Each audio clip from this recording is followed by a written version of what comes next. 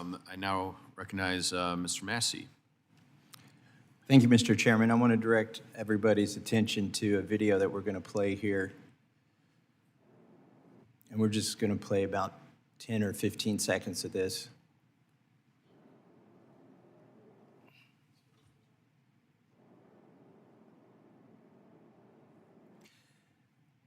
That's enough. You can pause it. So, Mr. Daniels, you were an air traffic controller at one point. Is that correct? Yes, sir, 26 years. So can you tell me what we're looking at there on the screen? You're looking at a display of a visual tower. We call it the STARS scope. It's what they're looking at. It's what they're referencing for traffic in and around the area. My constituents are always shocked when I tell them this is what air traffic controllers use in 2025 to monitor air traffic near airports. What is the age of this system? Does anybody know when these kind of scopes first came out? I do have and again, thank you for the question. I do have a unique background. In 1999 in the United States Marine Corps. I helped test that system when it was first rolling out. So it's been around since them in early testing. So we're looking at a display that's, it looks like it's 40 years old, but maybe it's 25 years old, or a quarter of a century. I know there's a desire not to complicate the screen, not to put too much information on there for air traffic controllers to distract them. And I know they're probably extremely proficient at using this information at deconflicting air traffic. But it just, anybody who looks at this screen and wonders how is this 2025 and this is the state of the art for air traffic control in the United States of America is really perplexed in my mind, or in my experience. Ms. Kraus, can you talk about these legacy systems and when is the last time they've been updated substantially from this? Yeah, I mean, I think, as we point out in our report and in my statement, there's about a third of the systems that are deemed unsustainable. So that means that they have challenges with finding spare parts, expertise, retirement of technicians that can help maintain these systems, as well as some could run into funding issues as well.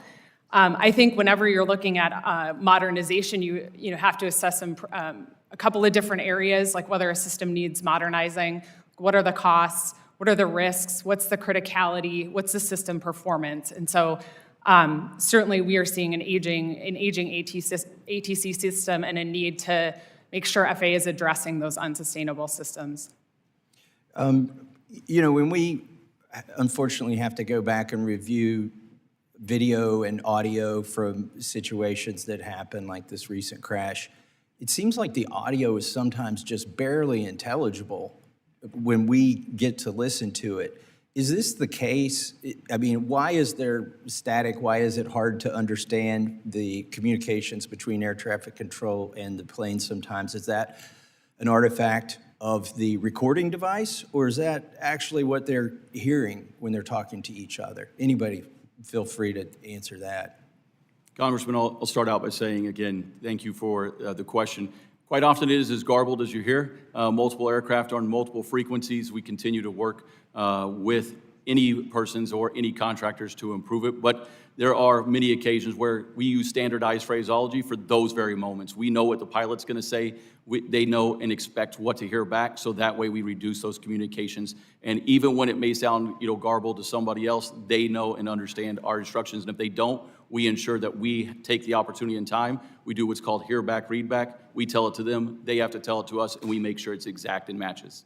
In the recent collision at DCA, there was some question as to whether the helicopter actually heard one of the last instructions to it when we replayed it. What can we do to improve, anybody here who wants to, Ms. Kraus, is there anything that you know that we could do to improve the audio between communications?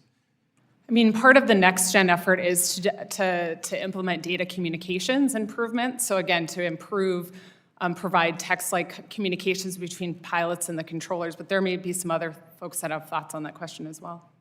Congressman Massie, when we fly, to have this digital capability is a true force enhancer, because if the number of misreads out there is truly significant. The controllers are talking on multiple frequencies, sometimes just directly to you, but then they're broadcasting, you know, what is the ride at this altitude, but also very specific information.